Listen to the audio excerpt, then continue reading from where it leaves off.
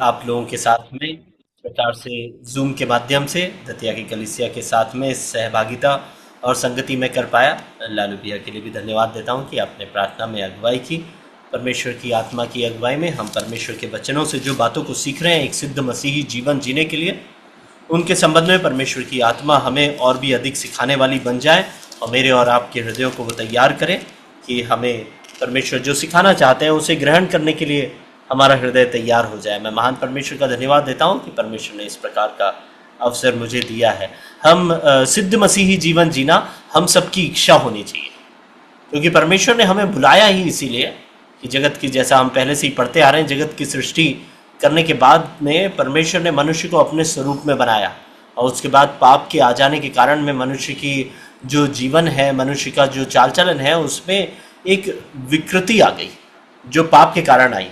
और परमेश्वर चाहता है कि वो विकृति खत्म हो और वापस से परमेश्वर का मेल मिलाप मनुष्य के साथ में हो सके। और मनुष्य ने कई तरह के प्रयत्न किया पर वो उस कार्य में विफल हो गया। वो परमेश्वर के साथ अपना मेल मिलाप नहीं कर पा रहा था, व्यवस्था के अधीनता में नहीं रह पाया। कई तरह के वायदे और काम जो परमेश्वर ने उसे करने को कहा था उसे वो नहीं कर पा रहा था। तो अंत के युगों में अपने पुत्र के द्वारा परमेश्वर ने मेरे और आपके उद्धार का एक ऐसा मार्ग तैयार किया जिसके लिए मुझे मनुष्य होने के नाते विश्वास के अलावा और कुछ नहीं करना है। और इफिसियों की पत्री 2 अध्याय हमें यह बताता है कि यह विश्वास भी परमेश्वर का दान ही, हमें कोई घमंड करने की बात नहीं है। परमेश्वर ने हमें बुलाया, चुना, अलग किया और अपने साथ में बैठाया। वो चाहता है कि मेरा और आपका मेल मिलाप उसके साथ में हो जाए। और उस कारण से जब हम उसके विश्वास में आ चुके हैं और उसकी अधीनता को स्वीकार कर चुके हैं, तो फिर हमारा उद्देश्य हमारे जीवन में यह होना चाहिए कि मैं मसीह की सिद्धता को अपने इस मसीही जीवन के द्वारा प्राप्त कर सकूं। तो सिद्ध मसीही जीवन जीने के लिए मसीह की शिष्यता के अधीनता में आना और उसके बताए हुए निर्देशों को मानना और अपने हृदय को उसकी अधीनता स्वीकार करके उस स्वामी के निर्देश अनुसार जीवन जीने के लिए स्वयं को बाध्य करना, वही सबसे बड़ा उद्देश्य मेरे और आपके जीवन का होना चाहिए। और परमेश्वर हमसे यही चाहता है। और इसी अध्ययन के दौरान हमने कई ऐसे चरित्रों का अध्ययन किया जिसके द्वारा कि हम इस बात को समझ पाए कि हमें अलग अलग परिस्थितियों में कैसा सिद्ध मसीही जीवन जीना चाहिए। और उसी अध्ययन के तहत में हम प्रेरितों के काम 9वें अध्याय में आ गए थे। और पिछले सप्ताह हमने प्रेरितों के काम, पिछले और उसके पहले वाले सप्ताहों में हमने प्रेरितों के काम 9वें अध्याय में पौलुस के विषय में पढ़ा कि किस प्रकार से पौलुस ने अपने मन में एक विचारधारा बना लिया था और उसने यह मान लिया था कि मैं कुछ हूं और मैं बहुत बड़ा कार्य अपने परमेश्वर के लिए करने जा रहा हूं, जबकि वो सच्चे परमेश्वर को नहीं जानता था। वो यहोवा की सेवा जरूर करता था पर यहोवा के चुने हुए यहोवा के पुत्र को वो तिरस्कार करता था और उद्धार के मार्ग में वो नहीं था, परंतु उद्धार के मार्ग में चलने वालों को वो पीड़ित करने के लिए दमिश्क से अधिकार लेकर के निकल पड़ा था। और उसके जीवन में बहुत सी योजनाएं थी। उसने सोचा था कि मैं अपने कार्यों के द्वारा परमेश्वर को प्रसन्न करूंगा और उसकी वो सारी योजनाएं दमिश्क पहुंचने से पहले, जब उसका सामना प्रभु से, उद्धारकर्ता से होता है, उस ज्योति के द्वारा और उस आवाज को जो वो सुनता है उसके द्वारा, तब वो शाऊल बदल करके पौलुस बन जाता है। हम उसके हृदय परिवर्तन को वहां देखते हैं। उद्धार एक हृदय परिवर्तन लाता है। और हमने उस अध्ययन के माध्यम से यह सीखने का प्रयास किया था कि हमें भी हृदय परिवर्तन लाना जरूरी है। अगर सिद्ध मसीही जीवन जीना है तो वाकई में हृदय में बदलाव आना जरूरी है। वहां पर मैं पौलुस का स्टेटमेंट जो है, जिसे कि हमने 4 वचन में पढ़ा था, वो 3 वचन में था और 4 वचन में था कि वहां पर में वो परमेश्वर उसे दर्शन देते हैं और उसके बाद फिर वह पूछता है 5वें वचन में 9वें अध्याय के कि हे प्रभु तू कौन है। प्रभु करके पहली बार वो अपने उद्धारकर्ता को संबोधित करता है। इस क्षण के बाद से लेकर के, यानी ये 9वें अध्याय के 5वें वचन के बाद से लेकर के पौलुस के जीवन में और कोई प्रभु नहीं था। उसने प्रभु यीशु मसीह को अपना प्रभु करके जिस क्षण से स्वीकार किया, उसके बाद उसकी मृत्यु तक वो पूरे समर्पण के साथ, अपने पूरे हृदय के साथ, अपने पूरे जोश के साथ में उसने उसी प्रभु की सेवा किया। उसने उसे अपना स्वामी माना, उसने उसके लिए तिरस्कार सहा, उसने उसके लिए दंड सहा, कारावास में रहा, तुच्छ जाना गया, सब कुछ उसने उसके लिए किया। तब परमेश्वर ने उसका उपयोग कैसा किया कि वह राजाओं, इसराइलियों और अन्य जातियों के मध्य में गवाह बना, दुख उठाने के लिए गवाह बना, है ना। हम उसी अध्ययन को करते करते जब 16वें वचन तक, 15वें और 16वें वचन तक आ गए थे, और मैं आपको याद दिलाने के लिए ये बात दोहरा रहा हूं कि परमेश्वर ने जब उसे चुना, तो 15वां वचन मैं और आप भी जब ये सुनते हैं और इस बात को सोचते हैं कि अरे परमेश्वर ने मुझे भी चुना है, 15वें वचन में कहता है वह तो अन्य जातियों, राजाओं और इसराइलियों के सामने मेरा नाम प्रकट करने के लिए मेरा चुना हुआ पात्र है। मैं और आप भी परमेश्वर के चुने हुए पात्र हैं। जिस भी स्थान पे हम रखे गए हैं वहां परमेश्वर का नाम, प्रभु यीशु मसीह का नाम प्रकट करने के लिए चुने गए पात्र है। तो पात्र, पौलुस ने अपने पात्र को खुला रखा। परमेश्वर ने उसमें जो भी उड़ेल करके दिया उसने उसे स्वीकार किया। हम लोग भी पात्र हैं, पर कई बार हम स्वयं को उल्टा रख देते हैं और जो कुछ भी परमेश्वर देता है उसे स्वीकार नहीं करते। मेरा और आपका हृदय एक ग्रहण करने वाला या सीखने वाला हृदय नहीं होता। हमने यह अध्ययन करके समाप्त किया था। सीखने वाला हृदय, सिद्ध मसीही जीवन अगर हम जीना चाहते हैं तो हमारा हृदय सीखने वाला हृदय होना चाहिए। किससे सीखने वाला? अपनी बुद्धि से नहीं, अपनी ज्ञान से नहीं, किसी और की शिक्षा से नहीं, किसी और के चाल चलन से नहीं, परंतु जो कुछ भी परमेश्वर का वचन, परमेश्वर की आत्मा मुझे और आपको सिखाती है, चाहे उसमें जो 16वें वचन में लिखा है वही क्यों ना हो। 16वें वचन में क्या लिखा है कि मेरे नाम के लिए उसे कैसा कैसा दुख उठाना पड़ेगा, चाहे उस सीखने के माध्यम से, उस चाल चलन के माध्यम से मुझे और आपको दुखी क्यों ना उठाना पड़े। सिर्फ सताव ही नहीं, तिरस्कार, तुच्छ जाना, लोगों के द्वारा निकाल दिया जाना, अन्य लोग जब बहुत ही अच्छा आनंद का सांसारिक जीवन जीते हैं तब मैं बड़ा पवित्रता का उन लोगों से अलग हट के ऐसा जीवन जीता हूं जिसके कारण लोग मुझे तुच्छ समझते हैं, वह भी दुख उठाने के ही समान है। परमेश्वर चाहता है कि मैं और आप गवाह बने उसके नाम के और दुख उठाने में भी तत्पर रहे ताकि हम सिद्ध मसीही जीवन जी सके। उसके लिए हमें हमारे हृदय को खुला रखना होगा। पौलुस ने, शाऊल ने अपने हृदय को खुला रखा जब परमेश्वर ने उसे दर्शन दिया। जब तक प्रभु ने उसे दर्शन देकर के पुकारा नहीं था उस समय तक वो शाऊल था, पर सच्चे परमेश्वर उद्धारकर्ता से जब उसका सामना हो गया उस क्षण के बाद से उसका हृदय परिवर्तन हो गया। मेरा और आपका सामना उस उद्धारकर्ता से हो चुका है। उस उद्धार के दिन, जिस दिन आपने उसे उद्धारकर्ता करके स्वीकार किया, क्या वाकई में मेरा और आपका हृदय परिवर्तन संपूर्ण तौर से हो गया है? क्या मैं और आप समर्पित जीवन पौलुस के समान जी रहे हैं क्या? उसके बाद हमने अध्ययन किया था हनन्याह के विषय में भी, जिसके बारे में हम उसी अध्याय के 10वें वचन से लेकर के आगे के वचन तक पढ़ते हैं। वहां हनन्याह भी चरित्र बताया है परमेश्वर की आत्मा ने। जब हनन्याह वहां पर में परमेश्वर का दर्शन पाता है और परमेश्वर की आत्मा उससे कहती कि जा शाऊल के पास जा, तो उसके हृदय में एक भय, एक डर, एक शंका, जो कि उसके स्वयं के अनुभव और उसके स्वयं के विचार पर आधारित है, वो आती है। उसी प्रकार से मेरे और आपके जीवन में जब परमेश्वर का वचन स्पष्ट तरीके से कई कार्यों को करने या कई कार्यों को न करने का आदेश हमें देता है, अपनी आत्मा की अगुवाई के द्वारा, अपने वचन के द्वारा, सिखाए जाने के द्वारा, कलीसिया में किसी के प्रचार के द्वारा, या फिर आपके अकेले के ध्यान मनन के समय में जब परमेश्वर की पवित्र आत्मा आपको उकसाती है किसी कार्य को करने या किसी कार्य को न करने के लिए, उस समय हम भी हनन्याह के समान अपने विचारों को उसमें लाते हैं और कहते हैं, जैसा हनन्याह कहता है, अरे उसके बारे में तो मैंने बहुत कुछ सुन रखा है, मैं अगर जाऊंगा वहां पर में तो मेरे साथ क्या होगा, उसका भय उसके उस कथन में दिखता है। उसी प्रकार से जब परमेश्वर की आत्मा स्पष्टता के तौर से मुझे और आपको उगाहती है और कहती है कि इस तरह का जीवन जी, और हम उसको नकारते हैं अपने विचारों के द्वारा, यह सोचते हुए कि अगर मैं ऐसा जीवन जीऊंगा तो मुझे यह हानि हो जाएगी। सांसारिक हानियों के कारण हम कई बार परमेश्वर के बताए हुए मार्ग पर नहीं चलते, हमारा मसीही जीवन सिद्धता की ओर नहीं पहुंच पाता। पर हम पाते हैं जब हनन्याह ने अपने हृदय को खुला रखा और वह परमेश्वर के पास में अपनी शंका को लेकर के गया और अपने हृदय को एक सीखने वाला हृदय उसने वहां पर में रखा, उसे कठोर नहीं किया, तो परमेश्वर की आत्मा ने उसे पूरा प्रकाशन दिया। दिया क्या पूरा प्रकाशन? नहीं, उसे पूरा प्रकाशन नहीं दिया।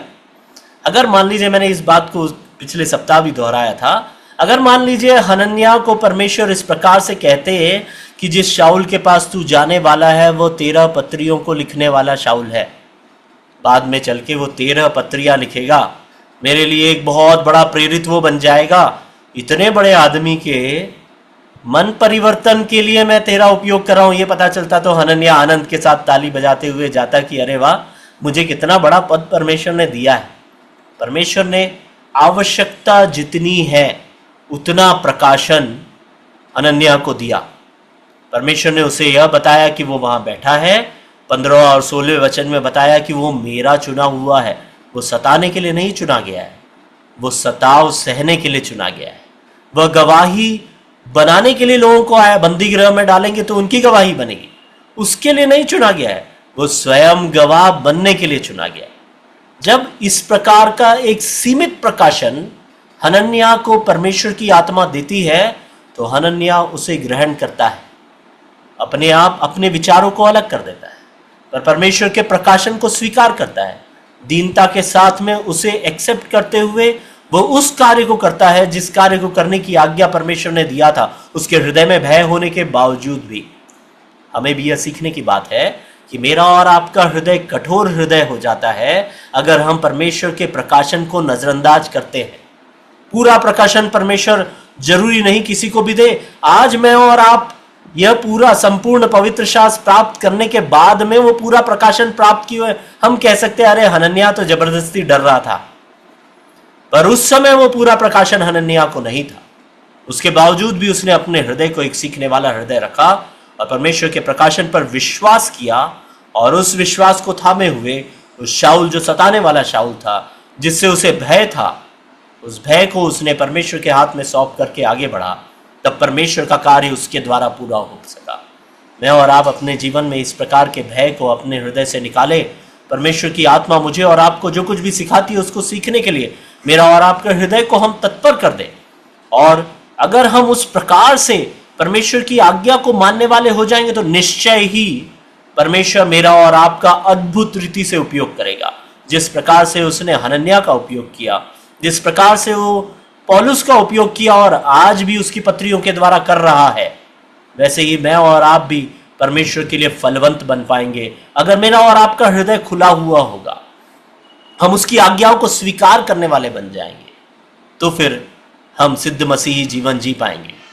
और हमने यह कहा था पिछली बार जब हम अध्ययन कर रहे थे कि ये 2 उदाहरण बहुत अच्छे उदाहरण हैं, जिन्होंने परमेश्वर की वचन को स्वीकारा, अपने हृदय को खुला रखा ताकि एक सीखने वाला हृदय उनका रहे।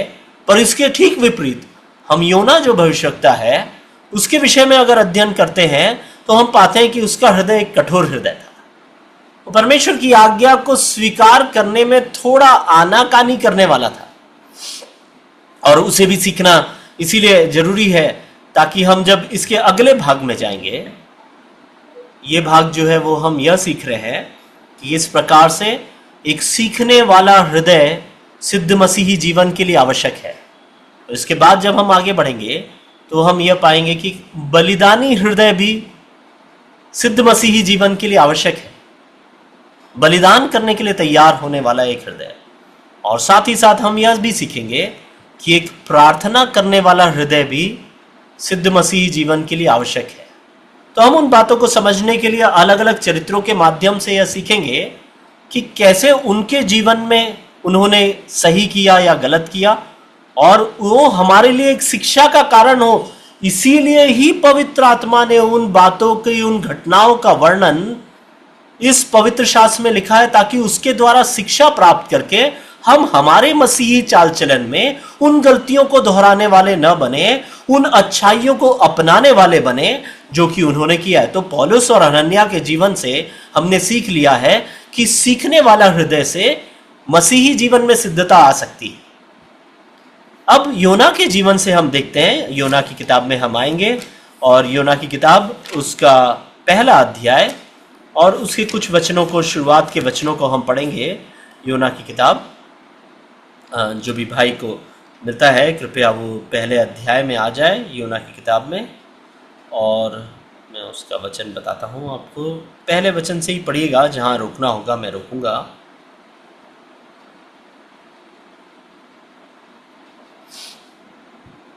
योना की किताब उसका पहला अध्याय, उसके पहले वचन से हम पढ़ेंगे, तीसरे वचन तक पढ़िएगा भाई।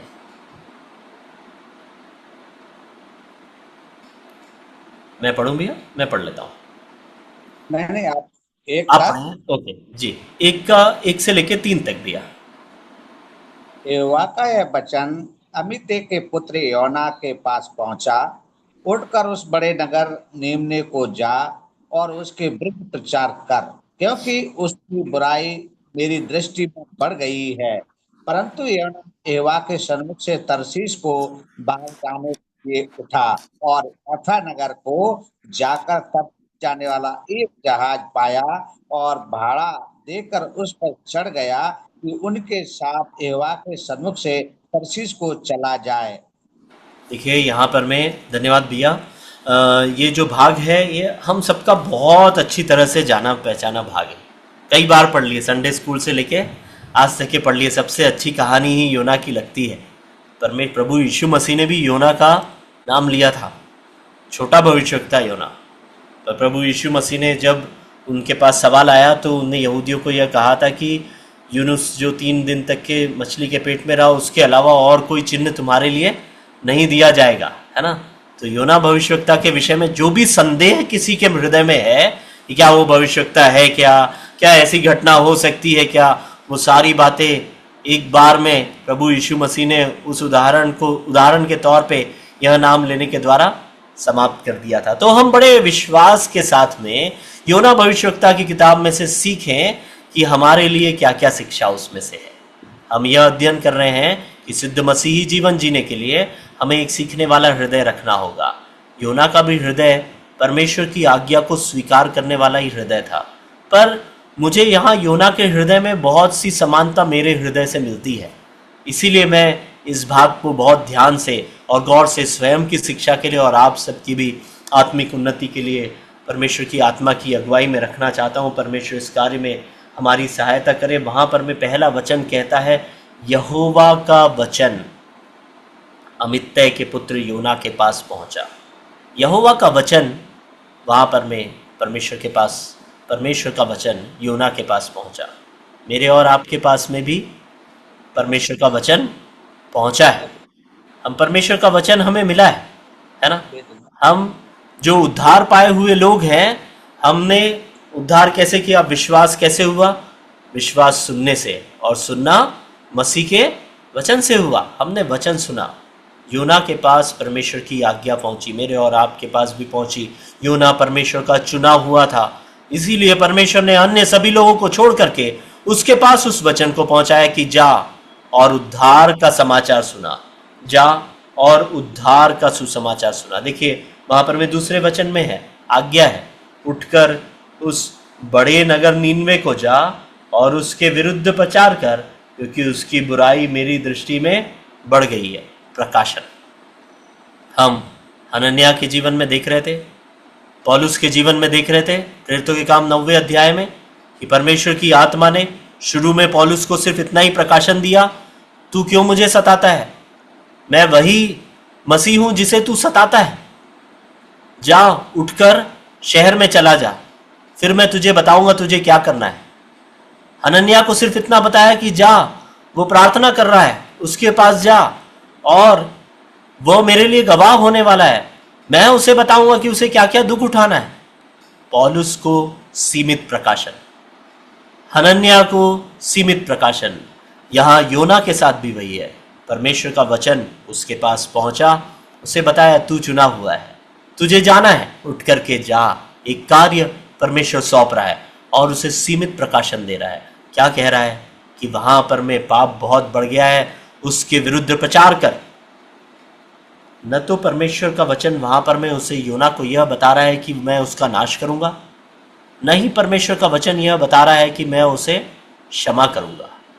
क्या प्रकाशन है वो तो बाद में योना को समझ में आएगा। अभी उसके जीवन में एक ही आज्ञा है, उठ करके जा, नीनवे को जा और प्रचार कर। परमेश्वर की आज्ञाएं मेरे और आपके जीवन में हमेशा स्पष्ट रहेगी। हम प्रकाशन मांगते हैं परमेश्वर से, प्रभु तेरी ये आज्ञा जो है इसका अंत क्या होगा, मुझे आज बता दे। हम सब जानना चाहते हैं कि भविष्य मेरा और आपका क्या होगा। अगर मान लीजिए मैं इस कार्य को करता हूं, प्रभु मैं तेरे लिए ये कार्य को करूं और मुझे उसके विषय में संदेह है, तो अगर उसी समय परमेश्वर बता दे कि प्रतिफल बहुत अच्छा होगा, तो हम दौड़ करके उस कार्य को करेंगे।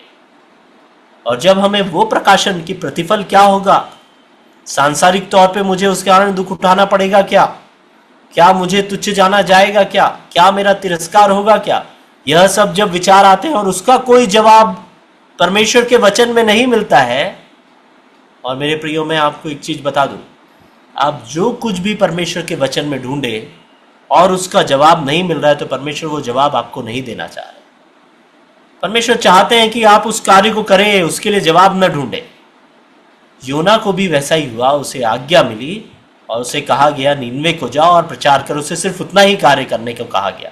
मेरे और आपके जीवन में सिद्ध मसीही जीवन जीने के लिए परमेश्वर ने कई आज्ञाएं दी है। झूठ मत बोल, चोरी मत कर, पवित्रता का जीवन जियो, अलगाव का जीवन जियो, संसार के साथ मत मिलो, असमान जुए में मत जुटो, माता पिता का आदर करो, कलीसिया की संगति करना न छोड़ो, परमेश्वर की मेज को पवित्र जानो, पवित्रता का जीवन जियो। देखिए ये सब आज्ञाएं मुझे और आपको कंठस्थ है, पर हम ये आज्ञा जो है जिस प्रकार से योना ने सुना और उसके बाद जब करने की बारी आई, तो फिर वो उस चाल चलन में से बदल गया। हम योना के जीवन में क्या पाते हैं कि परमेश्वर की आज्ञा स्पष्ट है, उठ नीनवे को जा और उस नगर के विरुद्ध प्रचार कर। पर योना ने क्या सोचा? योना ने एक निर्णय लिया वहां पर। उसने कहा हाँ मैं प्रभु की आज्ञा मान लेता हूं, उठता हूं, जाता हूं, पर नीनवे को नहीं जाऊंगा, मैं कहीं और चला जाऊंगा। क्या योना को यह नहीं मालूम था कि वो परमेश्वर से भाग नहीं सकता? जब आगे के भागों में हम पाते हैं, उसे यह मालूम था कि वो जो विपत्ति आई है वो उसके कारण ही आई है। वो तो समझता था कि उसके कारण परमेश्वर ने विपत्ति उन पे भेजा है। मैं और आप भी अपने जीवन में क्या इस बात को नहीं जानते कि परमेश्वर के वचन की अनाज्ञाकारिता का जो चाल चलन मेरे और आपके जीवन में आया है, वो परमेश्वर की दृष्टि में दंड के योग्य है? मैं और आप जानते हैं, उसके बावजूद भी हम उन कार्य को करते रहते हैं। हम उन कार्यों को करते रहते हैं ये जानने के बावजूद भी कि यह सब कुछ परमेश्वर की दृष्टि में दंड देने के योग्य है। तो हम भी इसी प्रकार के चुनाव अपने जीवन में कर लेते हैं कि हम परमेश्वर से स्पष्ट आज्ञा है कि इस कार्य को नहीं करना है, यह अपवित्रता, यह व्यभिचार, यह बुरी आदत, यह गलत संगति, यह थोड़ा सा घूस ले लेना, यह थोड़ी सी चोरी, झूठ, ये सब कुछ जो मेरे और आपके जीवन में है, यह सब कुछ परमेश्वर को स्वीकार नहीं है। और यह परमेश्वर की आज्ञा है नीनवे को जा, और यह तर्शीश की ओर यह मार्ग मुझे ले जा रहा है। उसके बावजूद भी हम चुनते हैं कि हम तर्शीश को चले जाएं। मेरे प्रियो, इसी को कहते हैं हृदय का कठोर करना। एक सीखने वाला हृदय होने के बजाय कि परमेश्वर की यह आज्ञा है, इसको करने के द्वारा मैं अनुभव से जान सकूं कि परमेश्वर मुझसे क्या चाहता है, ताकि मुझे पूरा प्रकाशन मिल सके कि प्रभु इस कार्य के द्वारा मैं तेरी महिमा कैसे करूंगा। वो समर्पण, वो सीखने वाला हृदय होने के बजाय हमारा हृदय कठोर हो जाता है, जो कि धीरे धीरे पहले छोटी गलती, फिर थोड़ी और बड़ी गलती, फिर थोड़ा और तर्शीश की ओर जाना, फिर थोड़ा और तर्शीश की ओर जाना, इस तरह से इतने दूर चले जाना कि हमारा हृदय ही कठोर हो जाता है ना। हम रोमियो की पत्री 12वें अध्याय में पढ़ते हैं, उसकी शुरुआत के 5 वचनों में अपने आप को परमेश्वर के लिए भावता हुआ बलिदान करके चढ़ाव करके वहां पौलुस कहता है, हमारा हृदय सीखने वाला हृदय होने के बजाय अगर कठोर हृदय है तो हम अपने आप को परमेश्वर के लिए भावता हुआ बलिदान करके नहीं चढ़ा रहे। और उसी भाग में हम उस भाग में आते हैं, रोमियो की पत्री उसका 12वां अध्याय, और हमने पहले भी इस भाग से अध्ययन किया है और आप सब लोग भी इस वचन को कई बार पढ़े हैं। परमेश्वर की आत्मा इसे समझने में मेरी और आपके लिए हृदय को खोले और हमें समझने में मजबूर करे। 12वें अध्याय में पहले वचन में लिखा है कि मैं तुम्हें परमेश्वर की दया स्मरण दिलाकर विनती करता हूं कि अपने शरीरों को जीवित और पवित्र और परमेश्वर को भावता हुआ बलिदान करके चढ़ाओ, यही तुम्हारी आत्मिक सेवा है। इस संसार के सदृश्य न बनो। पर उसके बाद क्या लिखा है, तुम्हारे मन के नए हो जाने से तुम्हारा चाल चलन भी बदलता जाए। अगर मेरा एक सीखने वाला हृदय है तो परमेश्वर का वचन मुझे सिखाता है, आपके ध्यान मनन के द्वारा, पवित्र आत्मा की अगुवाई के द्वारा, अन्य भाइयों के वचन के प्रचार के द्वारा, जब पवित्र आत्मा उन्हें उगाता है और आपको सिखाता है। तो मेरे प्रियो, उसी के विषय में यहां लिखा है, जब हम परमेश्वर से सीखने वाला हृदय बन जाता है, जब हम वचन की शिक्षा को ग्रहण करने वाले बन जाते हैं, तो हमारे मन में बदलाव आता है। और उस बदलाव के विषय में क्या लिखता है, तुम्हारे मन के नए हो जाने से। मेरा और आपका मन नया तभी होगा जब हमारा हृदय एक सीखने वाला हृदय होगा। शाऊल का मन नया हुआ, वो पौलुस बना, और पौलुस का मन नया होता चला गया, होता चला गया, होता चला गया। क्यों? क्योंकि एक सीखने वाला हृदय वो था, कठोर नहीं हुआ वो हृदय, परमेश्वर की आज्ञा पर आगे बढ़ता रहा। पर आगे और लिखा है 12वें अध्याय में, रोमियो की पत्री 12वें अध्याय के दूसरे वचन के अंतिम भाग में लिखा है, तुम्हारे मन के नए हो जाने से तुम्हारा चाल चलन भी बदलता जाए। तर्शीश की ओर जाने वाला चाल चलन बदल के, चाहे कितना भी दुख क्यों ना उठाना पड़े, चाहे कितना भी भय और शंका मेरे हृदय में क्यों ना हो, चाहे मुझे संपूर्ण प्रकाशन न मिला हो कि प्रभु नीनवे जाके मैं क्या करूंगा, उसके बावजूद भी चाल चलन बदल गया, नीनवे की ओर जा रहा है, क्योंकि प्रभु की आज्ञा है। उसकी आज्ञाओं पे चलना चाल चलन का बदलना है। तुम्हारा चाल चलन भी बदलता जाए। आगे क्या लिखा है, बहुत ही गहरी बात है, जिससे जब मन नया हो जाएगा, स्वीकार करने वाला हृदय, आपका चाल चलन बदलता जाएगा, आप नीनवे की ओर जाने वाले बन जाएंगे। जिससे क्या, उससे क्या होगा, तुम परमेश्वर की भली और भावती और सिद्ध इच्छा अनुभव से मालूम करते रहो। परमेश्वर की भली, भावती और सिद्ध इच्छा अनुभव से मालूम करते रहो। परमेश्वर मुझसे और आपसे यही चाहते हैं। योना से परमेश्वर ने कहा, उठ नीनवे को जा। मेरी सिद्ध, भावती और भली इच्छा क्या है, वो अभी प्रकाशन में नहीं आया है, पर तू जब अनुभव करेगा नीनवे में जाकर के, उस कार्य को जब तू करेगा, तब मेरी सिद्ध, भली और भावती इच्छा को तू समझ पाएगा। योना तिरस्कार करता है। योना भी हमारे समान करता है। वो कहता है कि हम मसीह, मैं हमारे समान क्यों कहता हूं, मैं अपनी उदाहरण से बता सकता हूं आपको। हम आराधना में जाते हैं, हम कलीसिया में जाते हैं, कई ऐसे कार्य करते हैं जो परमेश्वर की आज्ञा के अनुसार है। कलीसियाई चाल चलन हमारा बहुत अच्छा होता है। पर जहाँ मेरा व्यक्तिगत जीवन आता है, जहाँ पर मैं अकेला पड़ जाता हूँ और जहाँ कोई और देखने वाला नहीं है, वहाँ पर मैं कई बार तर्शीश की ओर जाता हूँ और परमेश्वर की इच्छा के विपरीत करता हूँ। मेरे अंदर कई प्रकार के भय और लालसाएं हैं जो मुझे भटकाती है और तर्शीश की ओर ले जाती।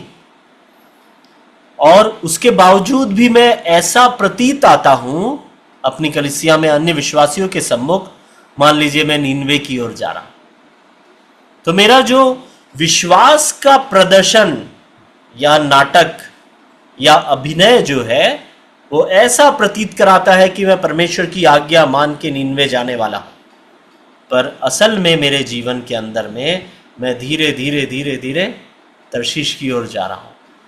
तो परमेश्वर की भली भावती और सिद्ध इच्छा मैं अनुभव से मालूम नहीं कर पाता, और मैं योना की तरह रहता हूं, बोलता हूं कि यार थोड़ा तो सुना था प्रभु, आपने कहा था उठकर जा, मैं उठकर गया था, पर मालूम नहीं कैसे तर्शीश पहुंच गया प्रभु, मुझे पता ही नहीं चला, शायद जहाज गलत जहाज बैठ गया होगा मैं।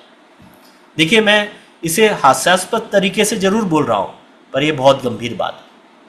हम परमेश्वर की आत्मा की आंखों में, परमेश्वर की आंखों में धूल नहीं झोंक सकते। हम ढोंग कर सकते हैं अपनी कलीसिया के सामने, ये बोल सकते हैं मुझे मालूम नहीं मैं कैसे तर्शीश पहुंच गया, पर परमेश्वर जानता है कि तू गलत जहाज में बैठा था।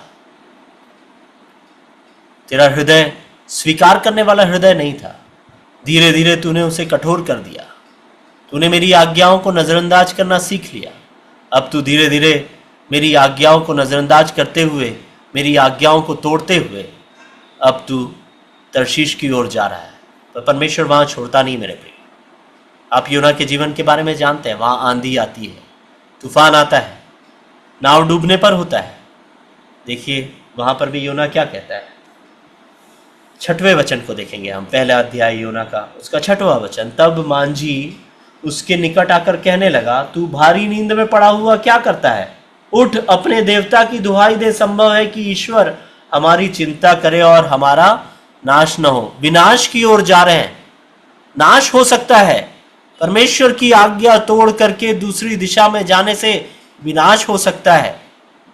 योना तो विनाश से अनजान आराम से सो रहा है, तो फिर योना के नाम पर चिट्ठी जब निकली तो उन्होंने उससे पूछा कि हमें बता कि हम किस कारण से हम पर विपत्ति आ पड़ी है। तो उस समय 11वें वचन में अगर हम देखें तो वहाँ वे उसका सवाल पूछते हैं योना से, हम तेरे साथ क्या करें कि समुद्र शांत हो जाए। और 12वें वचन में योना का कन्फेशन,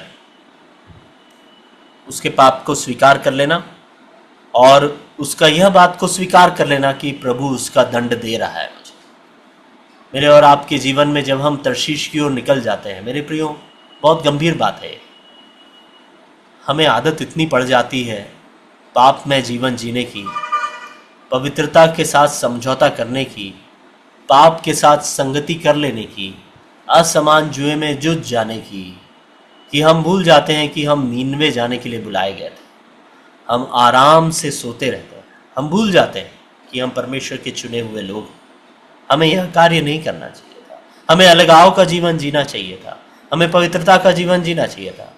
हम भी योना के समान निश्चिंत हो जाते हैं, पर एक दिन आता है जब परमेश्वर हमें जगाता है और हमें स्मरण दिलाता है, शायद किसी प्रचारक के प्रचार के द्वारा, शायद आपकी कोई बीमारी के द्वारा, शायद किसी परिजन की गवाही के द्वारा, या कलीसिया में किसी की गवाही के द्वारा, या आपके अकेले में वचन पढ़ने के दौरान आत्मा की आपके बात करने के द्वारा परमेश्वर की आत्मा आपको स्मरण दिलाती है कि पाप आपके जीवन में आ गया है, आपने अनाज्ञाकारिता कर लिया है, आपका हृदय कठोर होने लगा है, आप वचन को सुनकर ग्रहण करने वाले अब नहीं रहे, अब वचन को सुनकर के अनसुना करने वाले हो गए। आपको वह प्रचार अच्छा जरूर लगा जो आपने सुना है, पर उस प्रचार के कारण जो बदलाव आपके जीवन में आना चाहिए, जो शिक्षा आपको ग्रहण करनी चाहिए थी, वो शिक्षा को ग्रहण करके मन का नया हो जाना और चाल चलन का बदल जाना हम नहीं कर पाते। जब हम इस प्रकार से करने लगते हैं तो फिर परमेश्वर इस तरह से जगाता है, तब योना को समझ में आ जाता है कि उसका पाप उजागर हो गया है, अब परमेश्वर उसे दंड देंगे। इसीलिए 12वें वचन में वह परमेश्वर के उस दंड से और परमेश्वर की उस आज्ञा से, अपने उस कठोर हृदय में भी, वहां पर मैं वो प्रार्थना करने के लिए नहीं कहता, वो यह नहीं कहता कि मैं अपने प्रभु के सामने दीन होकर के प्रार्थना करूंगा, उससे क्षमा मांगूंगा ताकि समुद्र शांत हो जाए। वो कहता है कि मुझे फेंक दो, मैं नीनवे नहीं जा रहा, मैं तर्शीश को ही जा रहा हूँ। मेरे प्रियो, कई बार हमारे जीवनों में भी परमेश्वर की आज्ञा का पालन नहीं करने के बावजूद भी और पवित्र आत्मा के उगाए जाने के बावजूद भी, शाऊल को जैसे ही पवित्र आत्मा ने कहा, उस दिन से वो बदल गया। हनन्याह को जब पता चला कि उसे परमेश्वर का कार्य करना है, वो अपना मन बदल दिया। मैं और आप कई बार योना के समान अपने हृदय को नहीं बदलते और कहते हैं कि मैं इस पाप में ही मर जाता हूँ, अब ये मेरे से नहीं छूटेगा, ये पाप मैं नहीं निकल पाऊंगा इस पाप से। मेरा हृदय और कठोर हो जाता है। मैं वहां भी परमेश्वर के सामने मन फिरा करके, क्षमा मांग करके, वापस से उसके नियम पे चलने के लिए अपने आप को वचनबद्ध करने के लिए तैयार नहीं होता। मेरे जीवन में है बहुत कुछ ऐसा जिसमें मैं बदल नहीं पाया। तो परमेश्वर की आत्मा आज मुझे और आपको सिखा रही है कि हमें बदलना जरूरी।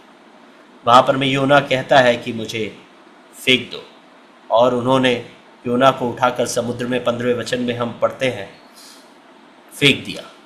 17वां वचन कहता है, यहोवा ने एक बड़ा सा मत्स्य ठहराया था, योना को निगल ले। योना उस मत्स्य के पेट में 3 दिन और 3 रात तक पड़ा रहा। अब देखिए दूसरा अध्याय, दूसरा अध्याय का शुरुआत का पहला वचन। यहाँ पर में हम योना में बदलाव देखते हैं। मेरे प्रियो, मुझ में और आप में बदलाव आना जरूरी है। मुझ में और आप में बदलाव आना जरूरी है। मेरा और आपका हृदय कठोर हो गया है।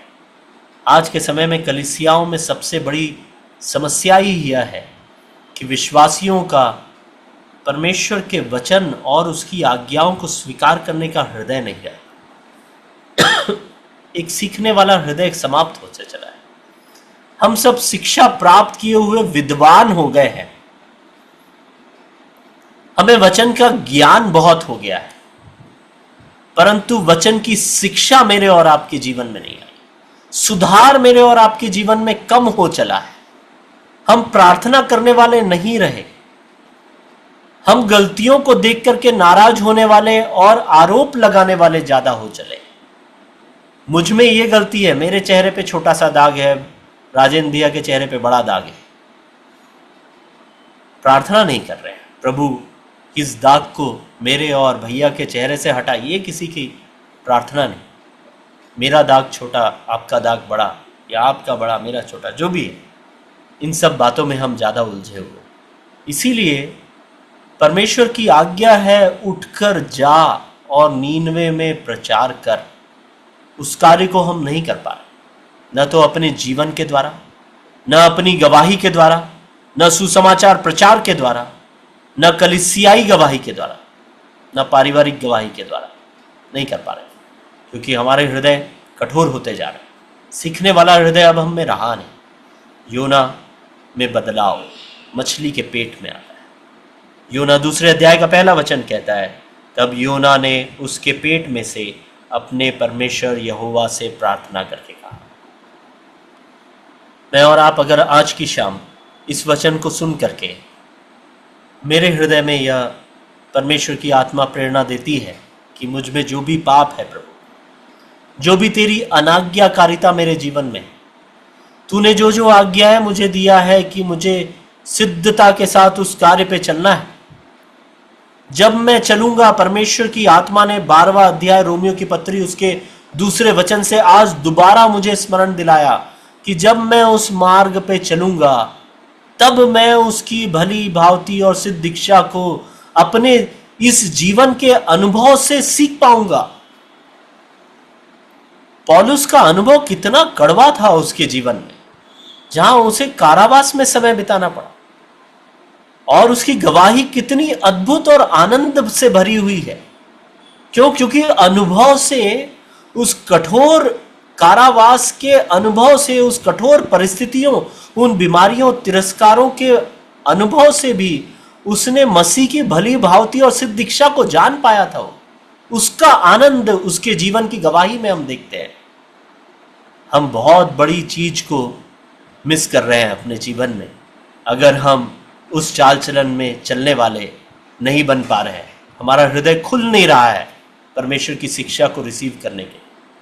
मेरे प्रियो, यहाँ तक कि हम इस बात का अध्ययन करते हुए आ रहे हैं कि एक सिद्ध मसीही जीवन के लिए सीखने वाला हृदय होना चाहिए, कठोर होने वाला हृदय नहीं। सीखने वाले हृदय में हमने पौलुस और हनन्याह का उदाहरण देखा।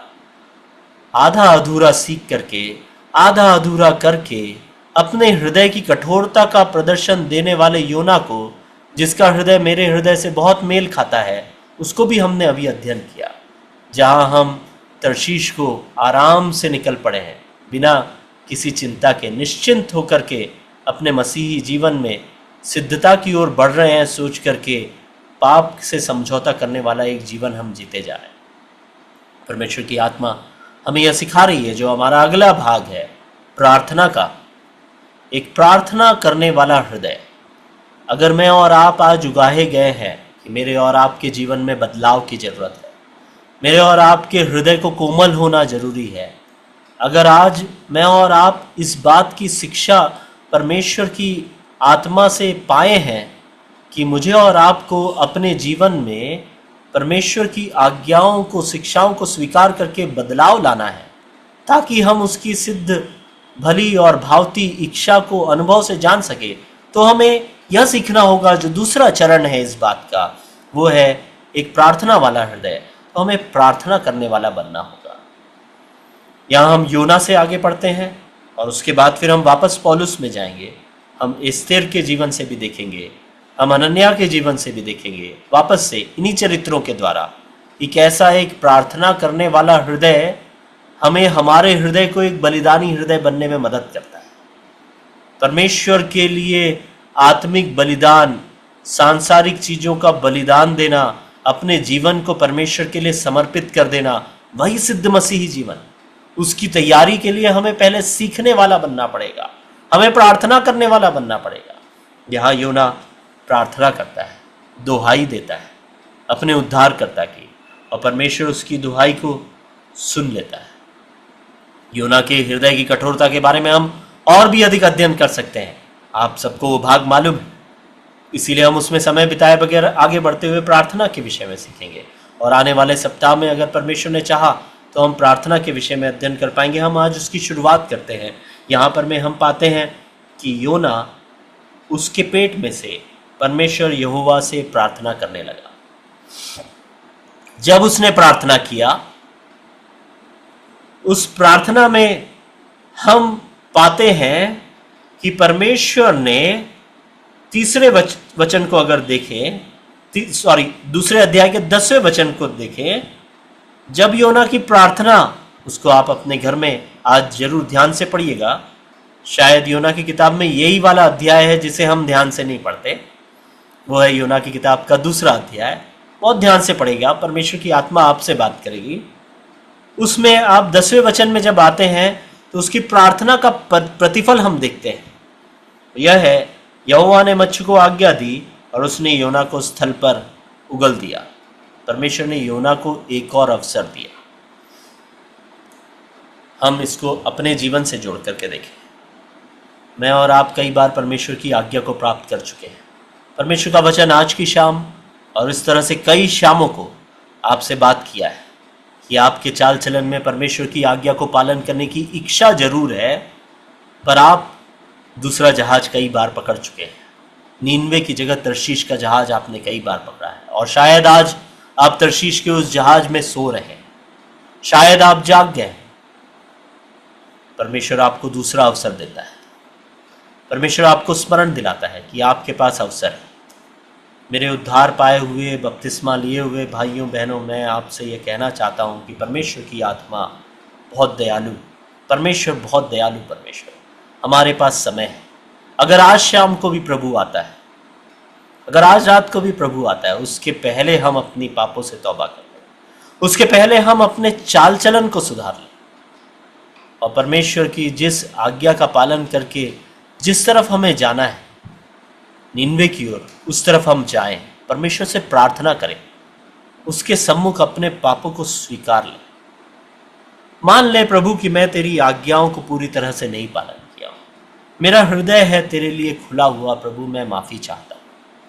आज से मैं तेरी आज्ञाओं का अनुभव करने के लिए तैयार हूं अपने जीवन में चाल चलन के द्वारा, क्योंकि मैं जानता हूं कि इन सारे कठिन परिस्थितियों के बावजूद भी तेरी इच्छा मेरे जीवन में सिद्ध भली और भावती ही है। सिद्ध इच्छा है तेरी, भली इच्छा है तेरी, भावती इच्छा है तेरी। उस विश्वास के साथ में मैं अपने जीवन में आगे बढ़ना चाहता हूँ। परमेश्वर आपको भी दूसरा अवसर देगा, परमेश्वर मुझे भी दूसरा अवसर देगा। योना को परमेश्वर ने यहाँ दूसरा अवसर दिया। उसके द्वारा जो उद्धार का कार्य, जिसका प्रकाशन पहले अध्याय के दूसरे वचन में पूरी तरह से नहीं था, वहां सिर्फ इतना था कि जा और उस दुष्ट नगर में प्रचार कर। पर परमेश्वर के उस उद्धार का प्रकाशन योना के जीवन में, योना के प्रचार के द्वारा नीनवे का उद्धार, मेरे और आपके द्वारा भी परमेश्वर बहुत से लोगों का उद्धार करना चाहता है। बहुत सी आत्माओं को परमेश्वर की ओर प्रभु खींचना चाहता है। क्या मैं और आप उसके लिए तैयार हैं क्या? प्रार्थना का हृदय मेरा और आपका हो जाए। परमेश्वर हमें अवसर देगा। हम आने वाले सप्ताह में स्थिर रानी के जीवन से देखेंगे कि किस प्रकार से उन्होंने सबसे कठिन परिस्थिति जो उनके जीवन में आई, उस समय भी उन्होंने यह कहा कि प्रार्थना सब लोग मेरे लिए करना। क्या आज हमारी कलीसियाओं में आप, मैं इस प्रकार के लोग हैं क्या जिनके पास आकर के लोग कहते हैं कि भाई बहन आप मेरे लिए प्रार्थना करना? क्या हम लोगों ने अपने आप को उस तरीके से परमेश्वर के इस आज्ञा को पालन करने के लिए तैयार किया है क्या? अगर नहीं किया है तो आने वाले दिनों में हम उसमें से भी परमेश्वर की आत्मा हमें सिखाए। आज बहुत धैर्य के साथ में इन बातों को सुनने में आपको परमेश्वर ने सहायता किया और इस अवसर को आपने मुझे दिया, इसीलिए धन्यवाद।